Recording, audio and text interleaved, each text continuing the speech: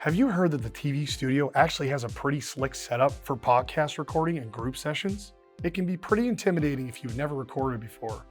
This short guide will show you how to get set up in the studio, how to use Adobe Audition, and how to export your footage. So, follow me.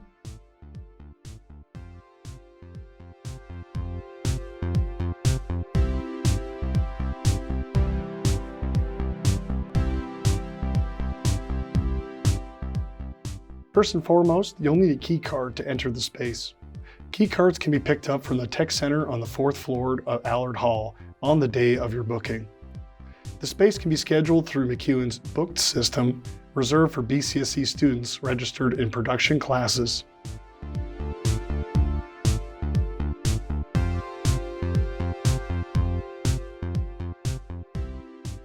If you are planning on doing a multi-track recording session, this is the seat that you want, the one in front of this computer. You can log on to this computer using your regular MacEwan credentials and also log into Adobe products, including Audition, using those same credentials. We're just going to find Adobe Audition and do that exact thing. So from our login screen, let's find Adobe Audition on the bottom or in our usual applications folder. Now that you're running Audition, click on File, New, Multi-Track Session. And here you can title it whatever you want. Important to remember also where it gets saved. So for the purposes of this demo, we're just going to save to the Downloads folder. Now if you don't know what things like sample rate and bit depth are, don't change them. You'll also notice that there's a drop-down list of templates that you can use. Feel free in the future to experiment with those and see what works best for what type of recording that you're doing. For today, we're going to go with no template. And hit OK. Look at that, all the tracks you can eat. For our purposes today, each of these tracks is going to be its own input, and each person speaking is going to have their own microphone. That sounds pretty simple, right? Now we're just going to have to set up which microphones are assigned to each track. On each track, go to this drop-down menu, give it a click, select Mono, and you'll see all the Focusrite Thunderbolt inputs. Inputs 1 through 4 are the microphones on the table, and they're labeled accordingly. So for track 1, we're going to select the mic nearest to this computer. That's going to be microphone 4. And we're going to go through and do that for all the other inputs.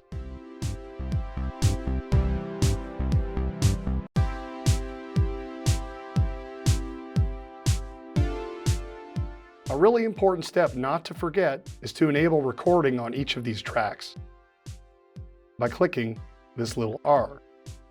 And as we enable the recording, you'll see the waveform start to jump with the sound that is being picked up by the microphones. We can also label each track me or host or according to the names of the people at each microphone. We're going to call this one host because it's the host of the podcast. Now we're ready for a sound check. Each one of these microphones has a pair of headphones that allows you to hear everyone at the table. But that's not the only way that we check our sound levels.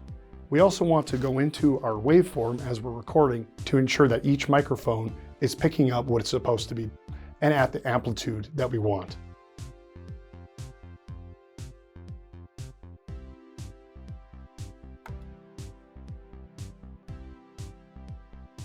As I'm speaking, in the background, we can see the waveform is picking me up. And all the other microphones in the room will pick up a little bit of me. But this one is picking up who I want it to the most. We can also check this by giving the microphones a gentle tap. What you can do if you don't like what you're hearing though, we have a few options. One, in Audition, we can play with the volume and the gain knobs until it sounds right, or the waveform is between about -6 and -12 decibels. Alternately, we can play with these knobs here and adjust the gain on the mics manually.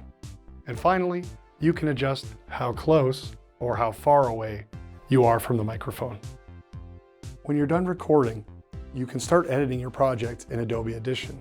That's a little bit beyond the scope of what we're trying to do here today. Now, if you're not going to edit in the studio, here's what you have to do. So if you remember where we saved our files, you want to go to that path, and we'll find a folder entitled what we titled the project. You'll notice there's a project file here, and in the recorded folder, there's individual project files for each track, and also individual audio files for each track. These are the audio files of what was recorded on each microphone. You can take all of those, in this case .wav audio files, and upload them or back them up on a solid state drive or external drive. There's no guarantee these files will stay on this computer forever, especially if you're not editing today.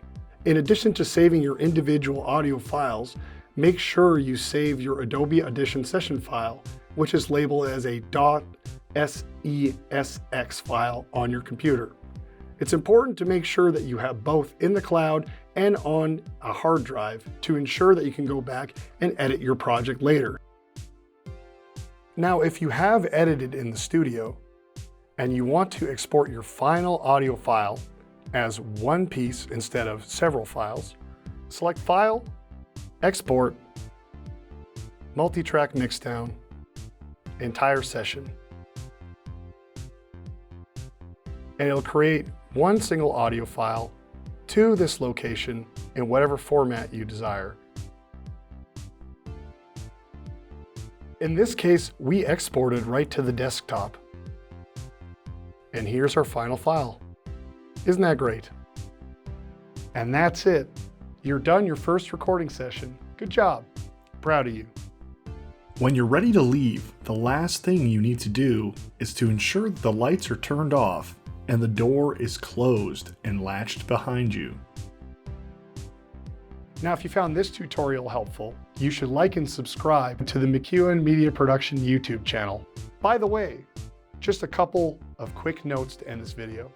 It's a reminder, no food and drink in the studio spaces and the podcast room and the editing suites. And second, if you're having technical problems, one of the first steps in troubleshooting that solves 99% of them is a system restart. Trust me. Okay, goodbye for now.